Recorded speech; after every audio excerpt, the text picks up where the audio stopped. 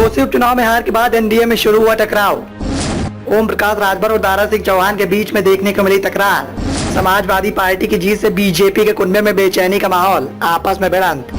घोसी उपचुनाव की हार से बौखलाई योगी सरकार। घोसी उपचुनाव के परिणाम सामने आने के बाद से सत्ता पक्ष और विपक्ष के बीच में जमकर सियासी खींचतान देखने को मिल रही है। पहले उत्तर प्रदेश की घोसी सीट पर हो रहे चुनाव को विपक्षी गठबंधन इंडिया और एनडीए का चुनाव कहा जा रहा था। अब इंडिया गठबंधन को जीत मिल गई है और इस जीत के बाद से ही लगातार टकराव का माहौल देखने को मिल रहा है। एनडीए का कुनबा आपस में भिड़ता हुआ दिखाई दे रहा है। भाजपा और सुभाषपा में भले ही हार के कारणों की समीक्षा की बात कही जा रही है, लेकिन योगी सरकार में मंत्री और एनडीए के सहयोगी निषाद पार्टी के अध्यक्ष संजय निषाद ने हार के लिए दारा सिंह चौहान के चेहरे को बड़ा कारण बता दिया है। संजय निषाद ने इशारों में ओम प्रकाश राजभर पर निशाना साध दिया। इससे पहले भी ओम प्रकाश राजभर का विरोध वो हमेशा से करते रहे हैं। ऐसे में इस बात के सवाल उठ गए हैं कि कुछ दिनों पहले बीजेपी में लौटे दारा सिंह चौहान और एनडीए के साथी बने ओम प्रकाश राजभर का अब क्या होने वाला है। ओम प्रकाश राजभर का पहले भी बीजेपी के अंदर ही खुल के विरोध हो रहा था। योगी की पिछली सरकार से बाहर होने पर लगातार मुख्यमंत्री पर शब्द बाढ़ भाजपा भूल नहीं पाई है। घोसी की हार ने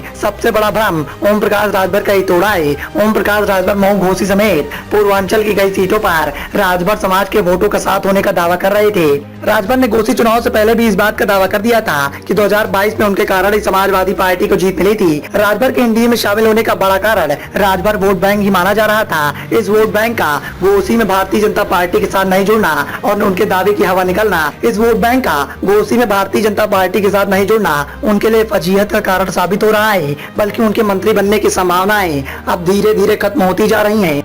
वैसे तो ओम प्रकाश राजभर सदैव से अपने बयानों को लेकर चर्चा में रहते हैं। घोसी उपचुनाव में प्रचार के दौरान भी अखिलेश यादव को लेकर ओम प्रकाश राजभर ने अजीबोगरीब बयान दिया था। ओम प्रकाश राजभर ने इस बात का दावा किया था कि इस हार के साथ ही ओम प्रकाश राजभर ने तो यहाँ तक का दावा कर दिया था कि इस बार अखिलेश यादव को हराकर सही पे ही भेज देंगे। इस हार के साथ ही ओम प्रकाश राजभर की भाजपा को किसी भी तरह से दबाव में लेने की आशंका लगभग समाप्त हो गई है। संजय निषाद के आरोपों के बाद से ही ओम प्रकाश राजभर मुश्किल में दिखाई दे रहे हैं। तो वहीं हार के बाद ओम प्रकाश राजभर के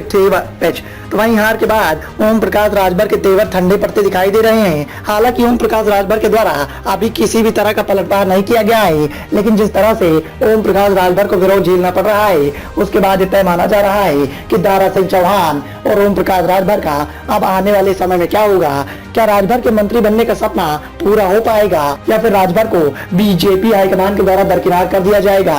इस बात को लेकर लगातार राजनीति के गलियारों की चर्चाएं तेज हो गई हैं। Bureau report, the noise of India.